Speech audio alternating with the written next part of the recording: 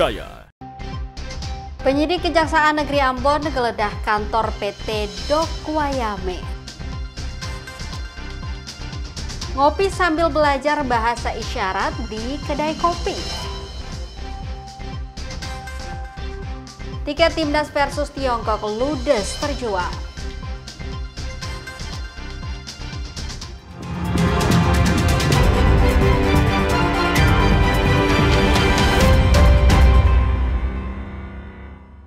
Selamat pagi dan apa kabar Anda saudara? Saatnya Anda menyaksikan Kompas News Ambon.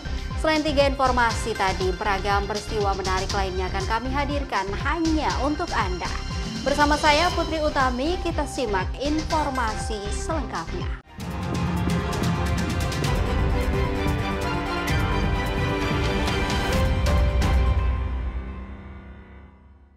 Kita ke informasi pertama, saudara. Tim penyidik Kejaksaan Negeri Ambon menggeledah kantor PT Dok Perkapalan Wayame dan rumah kontrakan manajer keuangan dan akuntansi perusahaan.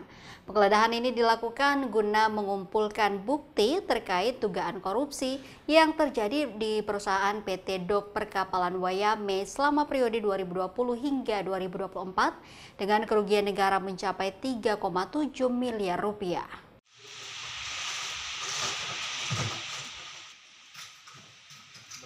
Penggeledahan ini berlangsung pada Jumat 16 Mei 2025, dipimpin langsung oleh Kepala Kejari Ambon Ardiansyah bersama tim penyidik.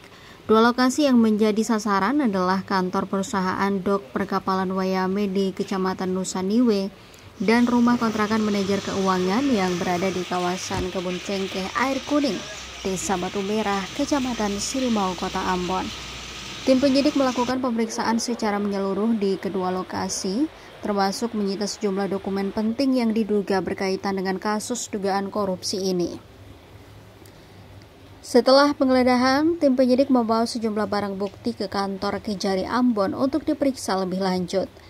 Kasus dugaan korupsi di PT Dok Perkapalan Wayame kini memasuki tahap penyidikan setelah sebelumnya dilakukan pemeriksaan terhadap 15 orang saksi.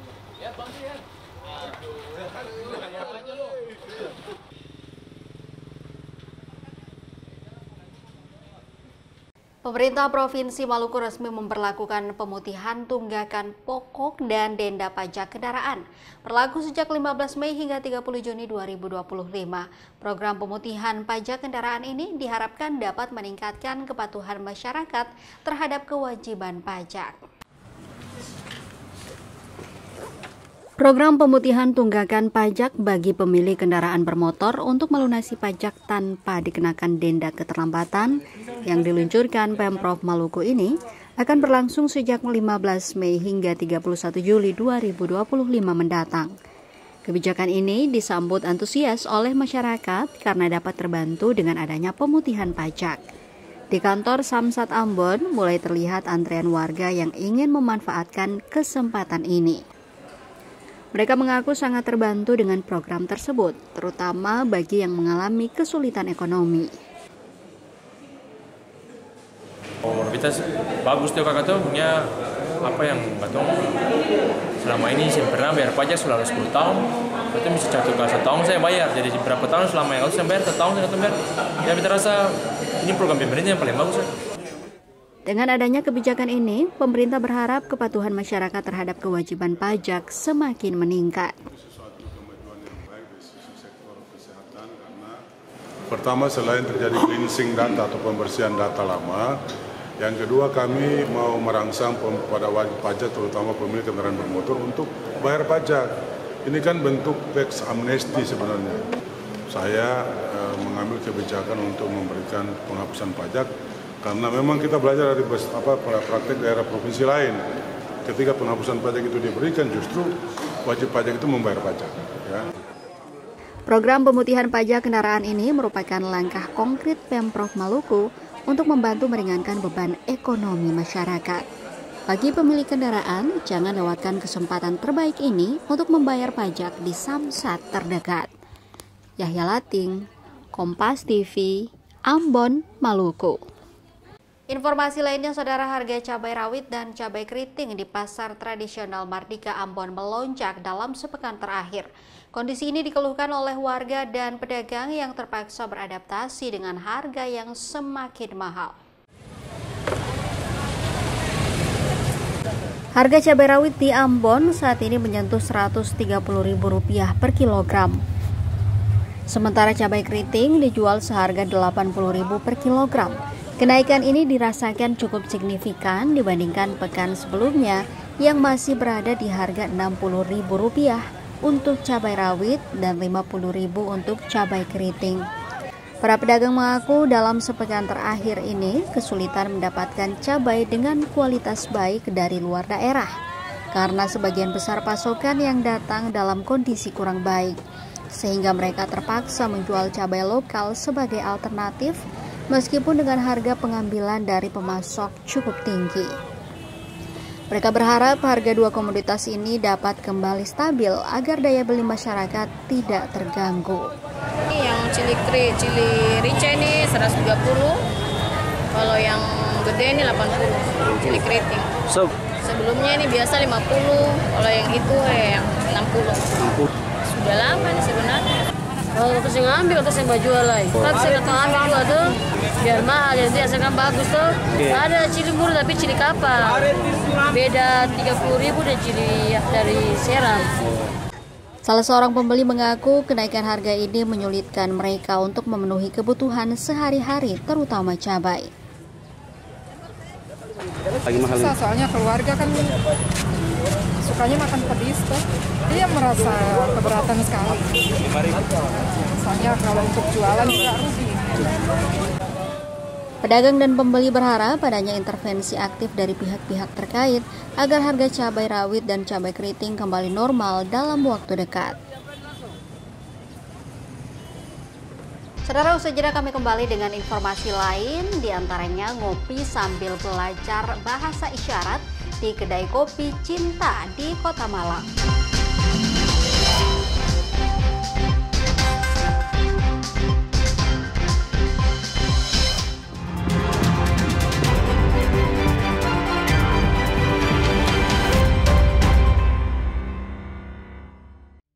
Menyapa Anda dengan berbagai informasi. Sebuah pohon besar tumbang dan menimpa rumah akibat hamparan sampah di tanggul kawasan Muara Angke. Menemani Anda saat rehat siang hari. Dia juga dikenal dengan aneka ragam kuliner khas yang dimilikinya. Kuliner ini selalu menjadi pilihan warga untuk makan bersama keluarga. Kira-kira seperti apa yang dinikmati? Sapa Indonesia Siang, Senin sampai Jumat, pukul 1 siang. Live di Kompas TV.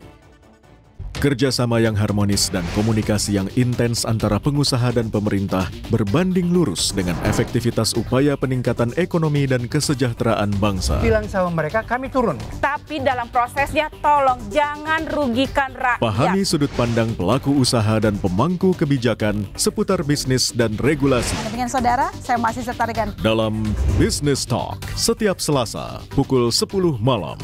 Live di Kompas TV. Isu-isu terkini yang menjadi perbincangan publik. Pemerintah menyatakan perang terhadap judi online. Judi online adalah penipuan. Problematika yang muncul di sekitar kita. Belum ada tampang pasir. Sebelum salat duhur kita sudah pulang, sudah dapat tak 15 kilo. Semarang mempertanyakan perbedaan keterangan antara kronologi polisi dan saksi di lokasi Dibahas, kejadian. diulas lugas dalam 60 menit special report setiap minggu pukul 6 petang di Kompas TV.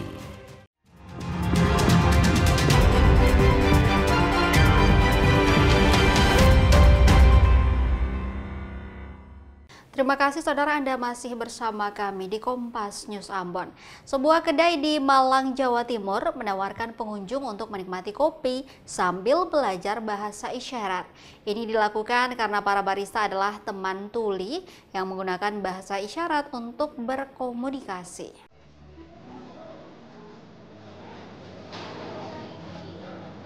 Saya mau pesan kopi. Para pengunjung di kedai kopi Cinta di Kota Malang, Jawa Timur sedang melatih mengatakan kalimat itu dalam bahasa isyarat. Ini dilakukan karena kopi cinta hanya bisa dipesan pada sang barista, seorang teman tuli yang menggunakan bahasa isyarat untuk berkomunikasi.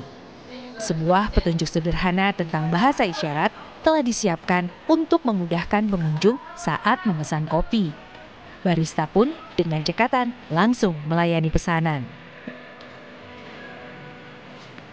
Kedai Kopi Cinta memiliki 3 barista yang semuanya adalah teman tuli.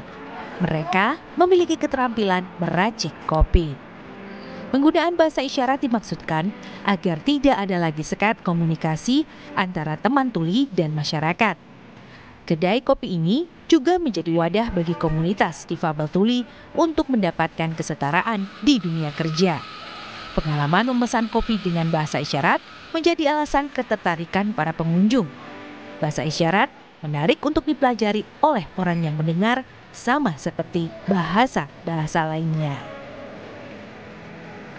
Kalau untuk pesan sih karena memang dari barista kita adalah teman-teman tuli, teman-teman disabilitas tuli, ya kita menyesuaikan dengan itu. Jadi untuk berkomunikasi secara dasar itu kita ingin spread awareness kalau misalnya kita tuh sama gitu dengan cara awal, yaitu untuk memesan kopi dengan bahasa isyarat.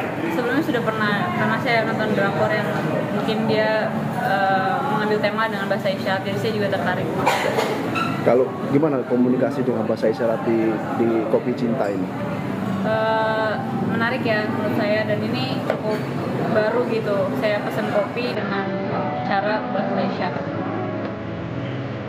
Dengan praktik bahasa isyarat, Kopi Cinta ingin menyebarkan pesan bahwa teman tuli memiliki kompetensi yang mampu bersaing di dunia kerja dan usaha. Dede Prasetyo, Kompas TV, Malang, Jawa Timur.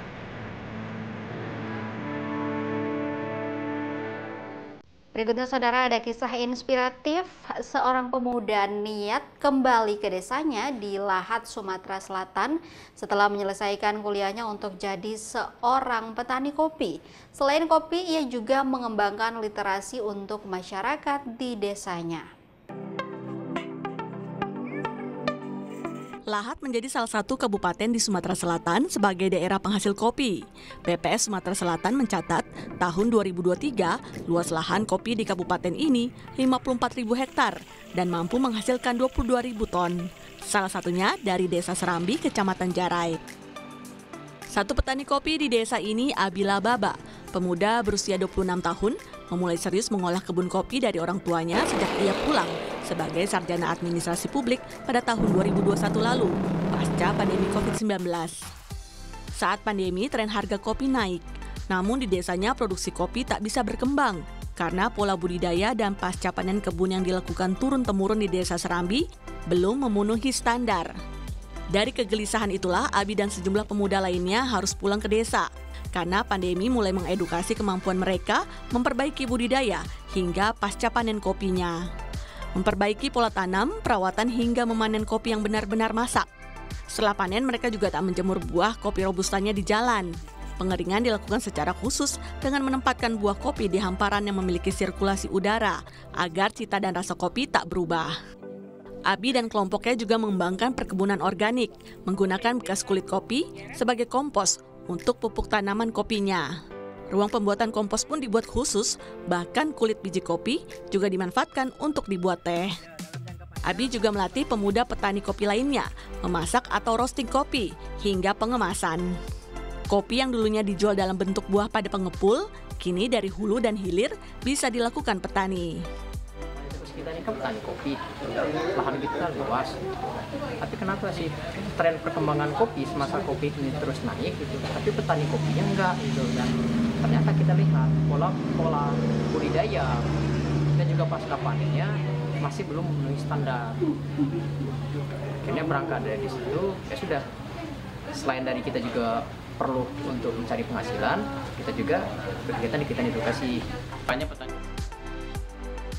Abi juga menggagas literasi untuk anak-anak yang ruangannya dibuat di sebelah toko kopinya untuk kegiatan membaca dan bercerita agar menumbuhkan minat baca tinggi. Dengan pengetahuan cukup, dapat membawa Desa Serambi ke arah lebih baik. Abi menunjukkan pulang ke desa bukanlah akhir dari sebuah perjalanan, melainkan awal dari sebuah perubahan. Purwantoro, Kompas TV, Lahat, Sumatera Selatan.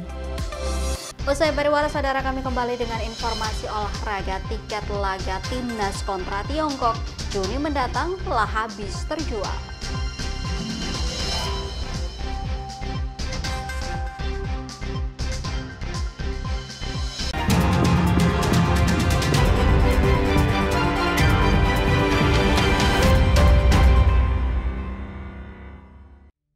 Menyapa Anda dengan berbagai informasi. Sebuah pohon besar tumbang dan menimpa rumah akibat hamparan sampah di tanggul kawasan Muara Angke. Menemani Anda saat rehat siang hari. Bali juga dikenal dengan aneka ragam kuliner khas yang dimilikinya. Kuliner ini selalu menjadi pilihan warga untuk makan bersama keluarga. Kira-kira seperti apa yang dinikmati? Sapa Indonesia Siang, Senin sampai Jumat, pukul 1 siang.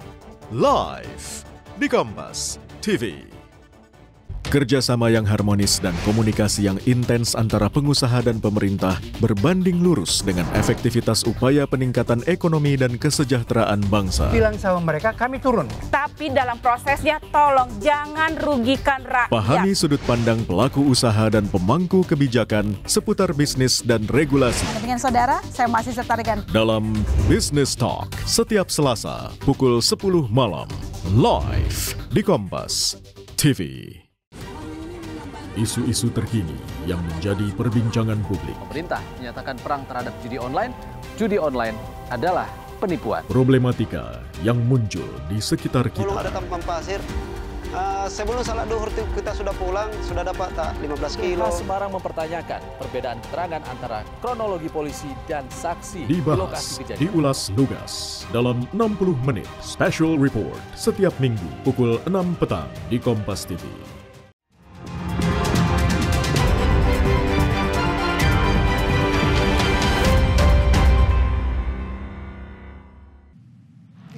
Kurang dari 24 jam sejak dibuka pada Kamis kemarin, tiket laga tim Garuda pada 5 Juni melawan Tiongkok diborong penggemar timnas. Namun jika biasanya kuota tiket yang dibuka mencapai 70.000, kali ini harus berkurang 15% akibat sanksi dari FIFA imbas pertandingan lawan Bahrain pada Maret lalu.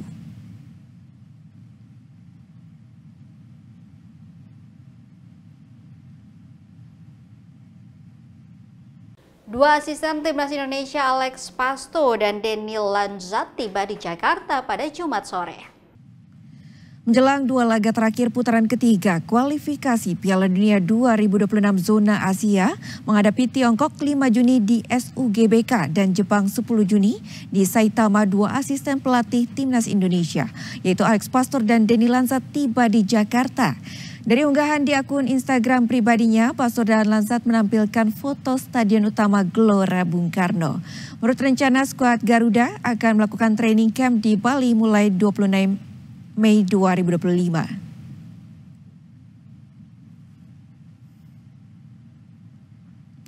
Tanya asisten pelatih timnas, gelandang timnas Ivar Jenner yang bermain di Belanda juga mengunggah keberangkatan ke Indonesia di akun Instagramnya.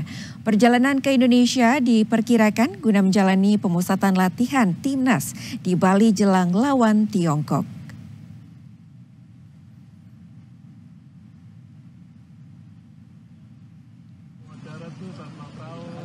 Ketua PSSI Erick Thohir memastikan timnas Indonesia akan menggelar pemusatan latihan di Bali Training Camp pada 26 Mei 2025. Erick bilang pemusatan latihan harus dimaksimalkan timnas Indonesia agar menampilkan performa terbaiknya. Timnas Indonesia membutuhkan persiapan yang cukup sebelum menjalani dua pertandingan penting, yaitu melawan Tiongkok dan Jepang di putaran ketiga kualifikasi Piala Dunia 2026 zona Asia.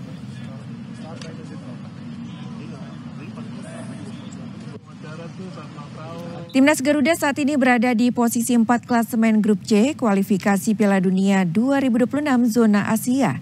Untuk mengamankan langkah ke babak 4 kualifikasi, timnas sedikitnya butuh tambahan 4 poin dari 2 laga tersisa. Artinya kemenangan lawan Tiongkok menjadi keharusan. Tumbuhkan semangat dan jiwa kompetitif. Ferry Paulus selaku Direktur Utama PT Liga Indonesia Baru sampaikan harapan besar jika pemain naturalisasi timnas Indonesia dapat berkarir di Liga 1. Beberapa nama pemain naturalisasi tengah menjadi perbincangan publik akan merapat ke Liga 1 Indonesia. Respons positif diberikan Direktur Utama PT LIB yaitu Ferry Paulus terkait kehadiran pemain-pemain naturalisasi yang selama ini bermain di liga-liga top Eropa. Salah satunya Eredivisie Belanda.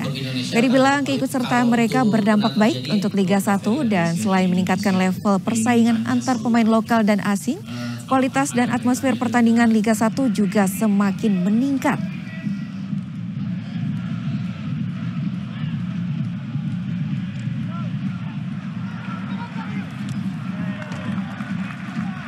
Tentang pemain naturalisasi yang mau bermain di sini, saya juga sudah banyak mendengar ya. Rasanya kalau betul kejadian, pasti akan menambah exposure ya, semangat. Ya, pasti akan tampilannya juga akan lebih bagus karena pemain-pemain ini kita tahu pemain-pemain yang labelnya main di strata utama di Eropa kan rata-rata seperti itu, seperti Tom Hai dan sebagainya. Nah saya pikir baguslah, itu berita bagus. Justru saya mau meluruskan pertanyaannya Rizky, mudah-mudahan ini kejadian dan mulai hari ini saya juga berdoa supaya itu kejadian. Saudara, informasi tadi sekaligus mengakhiri perjumpaan kita dalam Kompas News Ambon edisi hari ini. Saya Putri Utami mewakili seluruh kru yang bertugas mengucapkan terima kasih atas kebersamaan Anda. Selamat pagi dan sampai jumpa.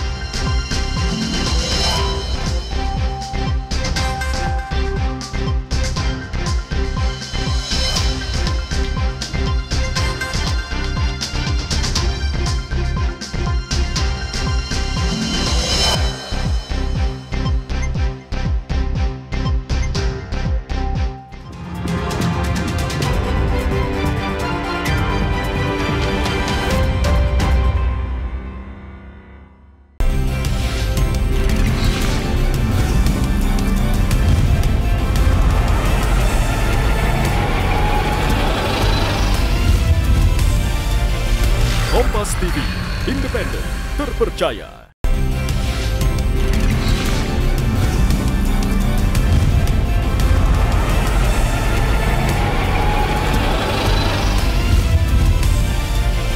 Kompas TV, independen, terpercaya.